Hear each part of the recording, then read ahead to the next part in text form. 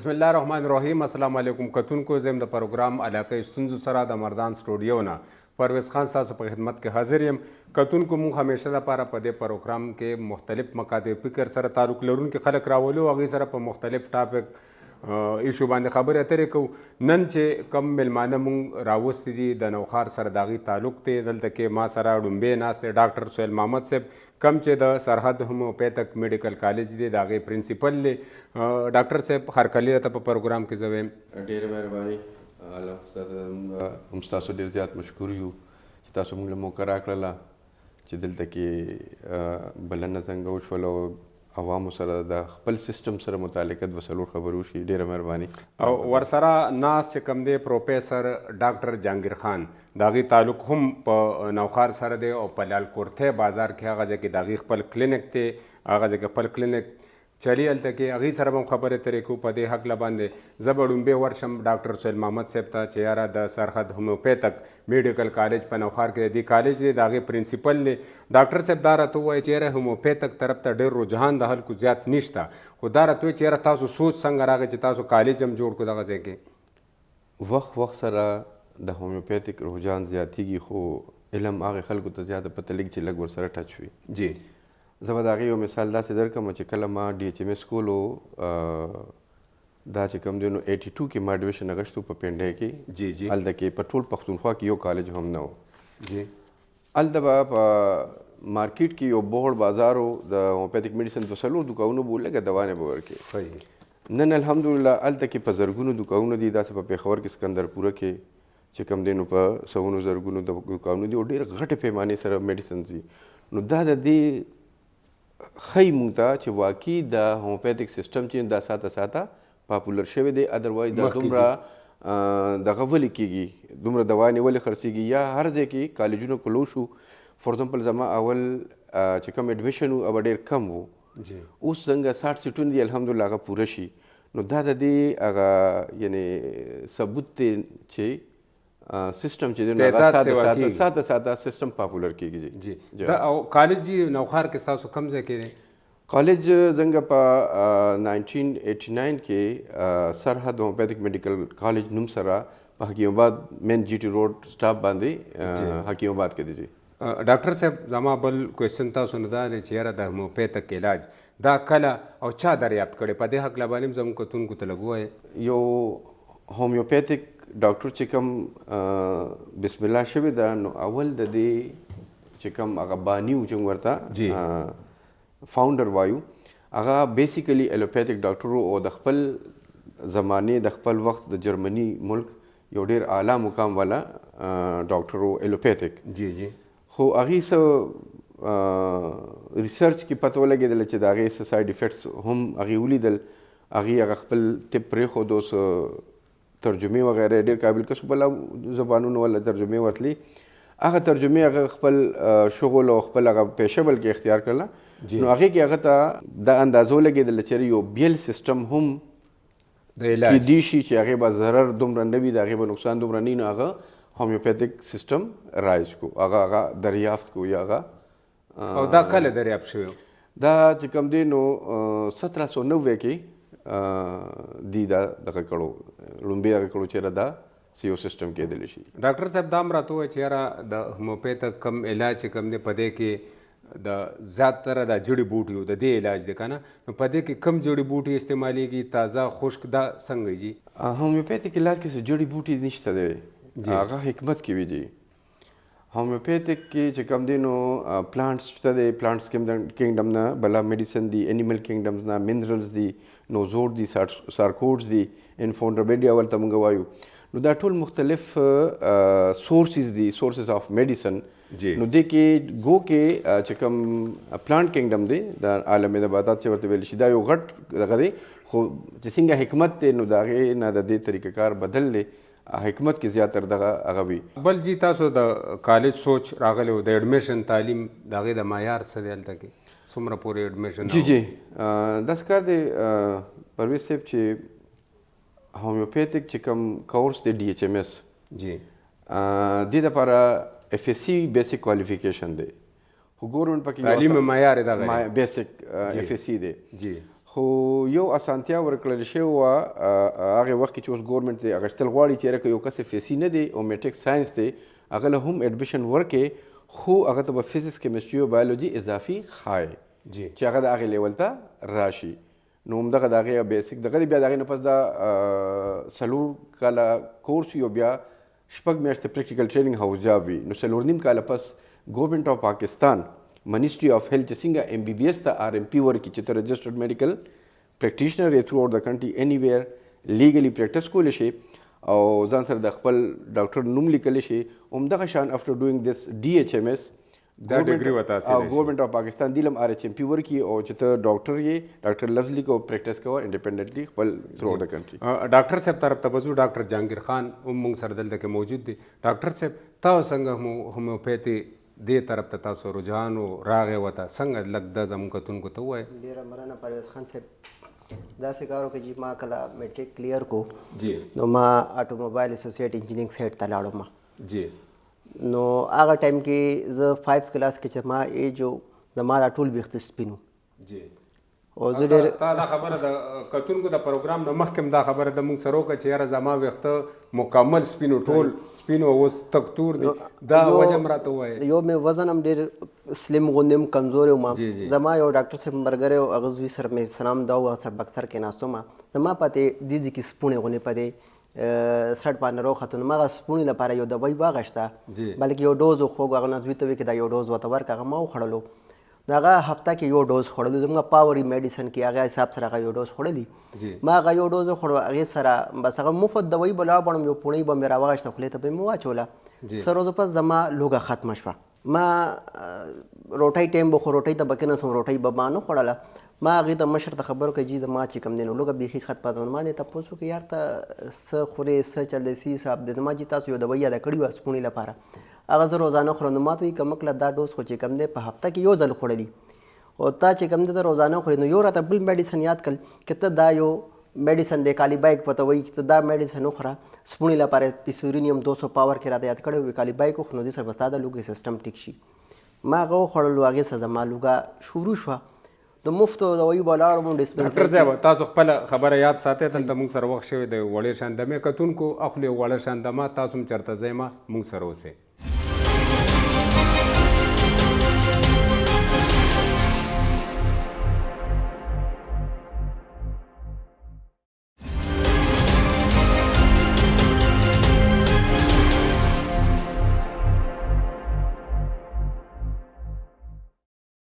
یو ځل بیا ته په پروګرام کې کتونکو هرکلی وایو.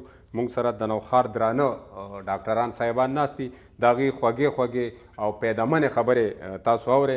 ډاکټر جهانگیر خان صاحب خبره کوله د ویښتو د سپینېدو بیا څنګه دې طرف ته راغی. جی نو جی هغه زه کالیبایک میډیسن ما شروع کړو. نو هغه فری میډیسن به یو ورځ به مې یو پوڼۍ واچوله بله ورځ به مې بل واچوله.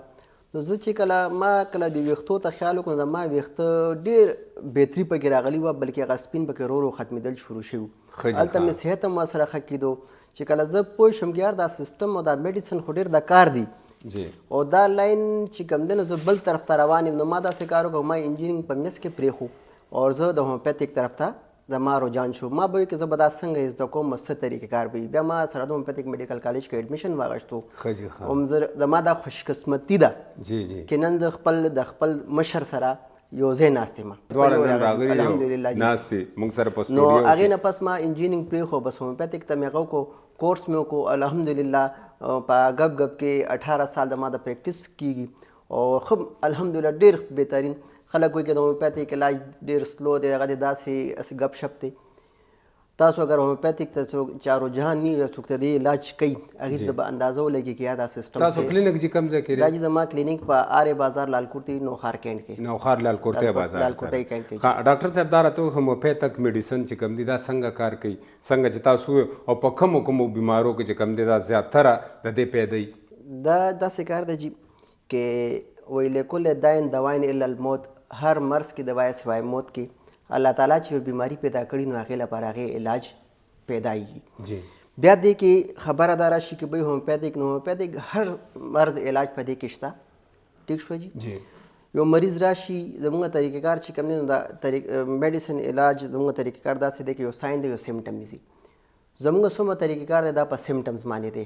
یو مریض راغو کېناستو هغه ډاکټر ته علامات وایي، ډاکټر هغه علامات وګوري هغې مطابق بیا هغه ته میډیسن ورکړي.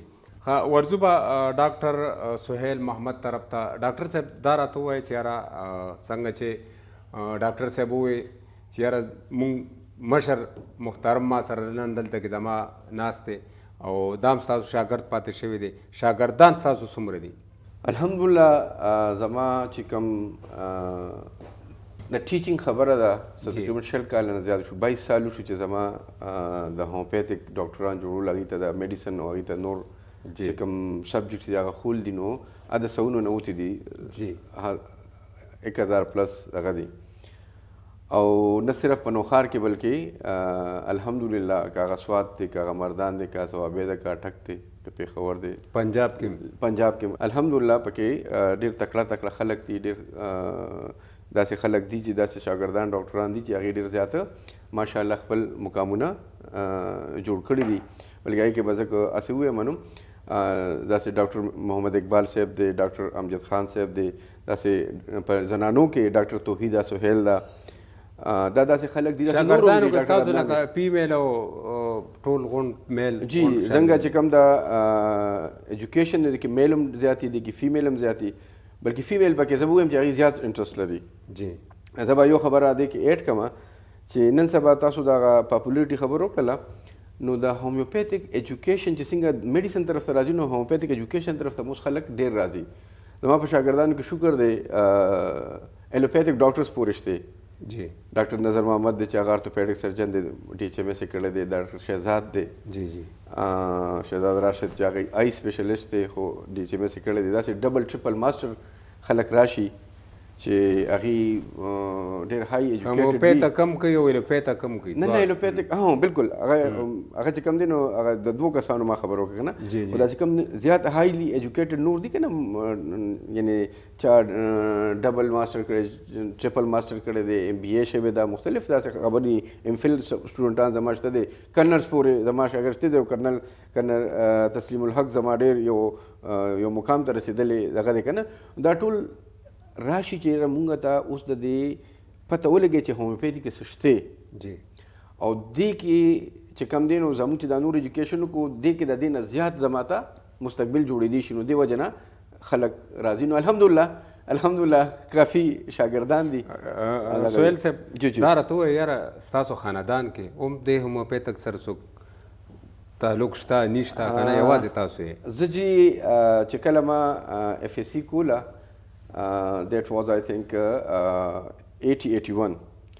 So زما پلار ما ته وویل چې هغه د خپل یعنی د پوره ډیویژن د ډسټرکټ مردان او ډسټرکټ صوابۍ چې کوم ډیویژن و د هغې پریزیډنټ و د هومیوپیتي، او زه پې فخر کوم چې هغه له به د کم ځای نه کم پلان نګدل زما والد صاحب ډاکټر دین محمد په ګجو خان روډ مردان باندې د هغې کلینیک ډېر الحمدلله ډېر یو نوم و. نو هغې بس دا خواهش و چې سهیل که ته هر څه کې خو ته هومیوپیتھک ډاکټر جوړېږي. بیا په 82 کې چې کله ما ایډمیشن واخیستو په پنډۍ اسلام آباد کې په ټول کې پی کې پښتونخوا کې څوک دلته کې کالج نه و، بلکې زه که ووایم نو یو زه یو د بنو یو ډاکټر یوسف و چې دا مونږ واحد د پوره پښتونخوا نه 2 ملګري وو چې صرف او صرف هسې ملګري ډېر وو خو هلته اوسېدل یا رابلل، خو چې کله فل ټایم ورته دیره وو په پنډۍ اسلام آباد کې نو هغه موږ 2 کسانو پوره دغه نه. نو هغه زما د دې نه علاوه زما څلور موږ وروریان نو ټول هومیوپیت دي، 2 مې خویندې یو هومیوپیت دي. زما یو ورور ډاکټر راحیل محمد چې څنګه زه سرحد هومیوپیتھک میډیکل کالج چلوم په نوخار کې، هغې یوسفزۍ هومیوپیتھک میډیکل کالج چلی په صوابۍ کې، او شکر دی الحمدلله چې هغه اوس د نیشنل کونسل فار هومیوپیتي زنګ چې کونسل دی حکومت طرف نه د هغې ممبر هم دی.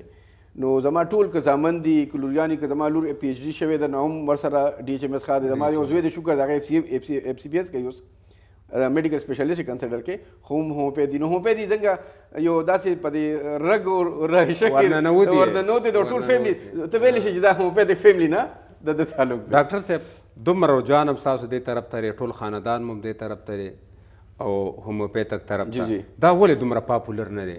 څه وجه سره ډاکټران کمزور دي پکې؟ څه دې باره کې لږ ووایئ. ما خو په یو لحاظ تاسو ووایئ چې دا د دې د پاپولریټي یو نښه ده، چې مخکې به یو سټور نو اوس 100 دي، مخکې به چې کوم دومره دوایي وه نو اوس دومره دغه کېږي، خو هغه رفتار نه دی. ستاسو خبره بالکل صحیح ده چې کم پکار دی، چې کوم دور تیزی سره روان دی. د هغې یو وجه دا هم ده چې څنګه ګورمنټ سپورټ دومره نشته دی. که هیلث منسټري ده یا ګورمنټ آف پاکستان دی نو هغې که فور ایگزامپل ایلوپیتھک ډاکټر باندې 1 لاک خرچ کوي نو دلته به 15 روپۍ نه خرچ کوي. یو خبره شوه. دې نه علاوه بیا هغه شانتې چې کوم دی نو ښه تعلیمي ادارې چې څنګه پکار دي هغه نه دي. ګو کې شکر دا ورو امپروف کېږي خو هغه پس سلف هغه دغه روان دی چې هغې کې بهر نه د خلکو سپورټ یا ډونیشن یا داسې څیزونه یا فنډینګ چې کوم دی نو هغه نشته. یو غټه خبره په دې کې دا هم ده چې د هومیوپیتھک بعضې وخت کې خلکو ته لږ هم د کې لاندې دغه ښکاري چې زمونږ په سټوډنټس کې یو غټ تعداد دا هم دی چې هغه یا په چېرته هسپتال کې نرس ده یا چېرته ډسپنسر دی یا هغه ټیچر دی یا دغه دی چېرې زه به چې دا ډي ایچ ایم ایس وکړم نو وروستو به ما ته سپورټ میلو شي د ګورمنټ د طرف نه چېرې دی ډاکټر دی او دته څه وایم نو هغې په هومیوپیتي کې دومره انټرسټ نه وي. نو دې وجې نه د هغې هغه علمي لیول هغه نه وي نو هغه خلک هغې سره چې واسطه راشي نو هغې وایي که دا نور هومیوپیز به هم داسې خو نه څه هومیوپیز داسې دي الحمدلله چې هغه ډېر ښه لیول علم لري او ډېر ښه لیول پریکټس لري. خو دغه یو وجه هم ده. ډاکټر سهیل صاحب خبره کتونکو چېرې حکومت هم دې طرف ته لږ رجحان ورکړي که چېرې د حکومت مرسته دلته حاصله شوه دې ته نو دا چې څنګه زمونږ ایلوپیتھک ډاکټران صاحبان دي څومره هغې طرف ته د حکومت توجه ده که چېرې دې ته وشو نو دا به نور هم پرمختګ وکړي مخکې به لاړ شي ترقي به وکړي او د دې علاج چې کوم دی هغه ډېر اسان هم دی او زه به دا ووایم چې یاره څه نقصان هم د دغه علاج دغه نشته. کتونکو دې ټیم موږ سره وخت شوی دی وړې شان دمې دم اخلو تاسو چېرته ځئ مه موږ سره اوسئ.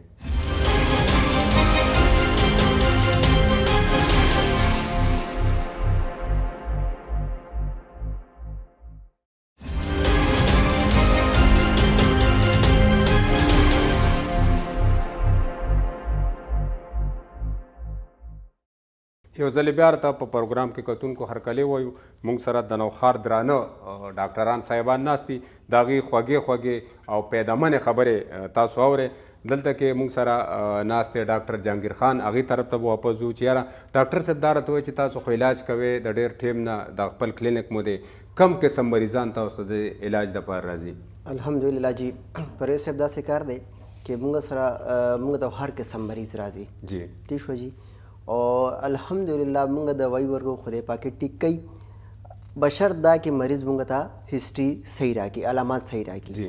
نو دې کې مثال په توګه څنګه چې مخکې به خلکو وایي که د هومیوپیتھک علاج ډېر سلو دی دا محض یو هسې خبره ده دا بیخي سلو نه دی. اگر مریض تاسو ته کېناستو تاسو صحیح علامات درکړو نو اولنې ډوز سره اولنې خوراک سره مریض ته خدای پاک شفا ورکوي.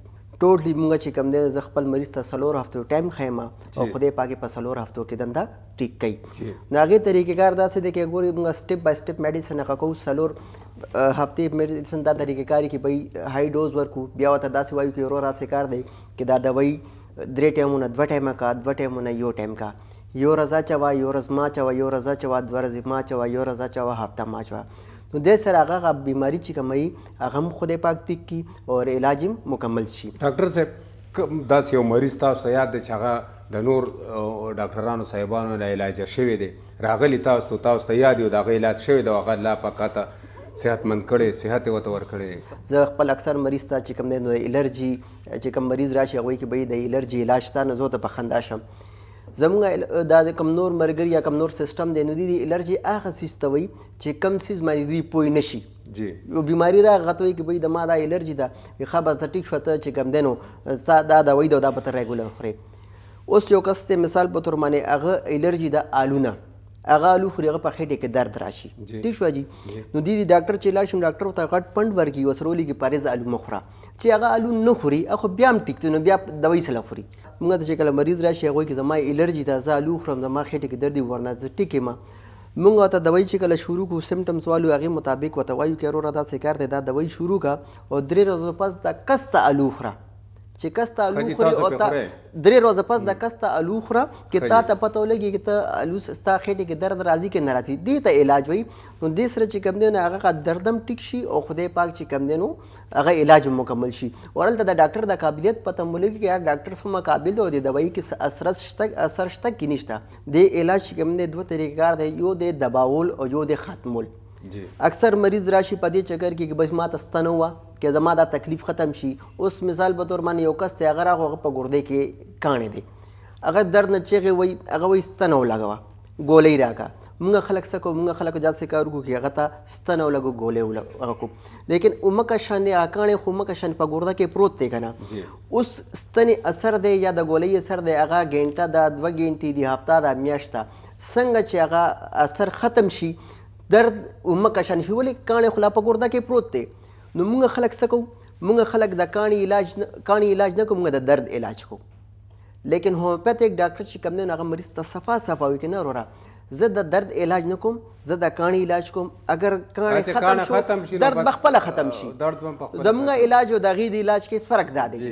ډاکټر سهیل صاحب دا راته ووایه چې یاره هومو علاج څنګه چې ډاکټر صاحب هم وایي تاسو هم مخکې ووایي چې یاره سلو دی، مریضان چې کوم دي که نه زیات مایوسه کېږي د دې نه چې یاره دا ډېر ټایم ولي ځکه چې نور تبه یا د هغې لاړ شي ایلوپیتھک ډاکټر ته لاړ شي انجکشن ولګي په ټایم باندې دې باره کې راته جي ووایه لږ. پرویز صاحب خبره داسې ده چې د ټیک کېدو چې کوم طریقې دي یا هغه دی، یو ویلی شي سپریشن ورته مونږ وایو یا پیلیشن هم ورته وایو. سپریشن او پیلیشن هغې ټیک کېدو ته ویلی شي چې هغه ته مرض په څه طریقې سره دباو کړي او وقتي آرام راشي، وقتي کنټرول شي، پرمنټ کیور نه کړي. دویم چیز دی پرمنټ کیور. کیور مطلب دا دی چې یو څیز بېوټه شي، موږ ورته په پښتو کې وایو بېوټه شو. زموږ چې کوم هومیوپیتھک میډیکل ساینس دی سسټم دی نو دې کې زموږ توجه زیاتر په دې کیور باندې وي، بېوټه کېدو باندې وي.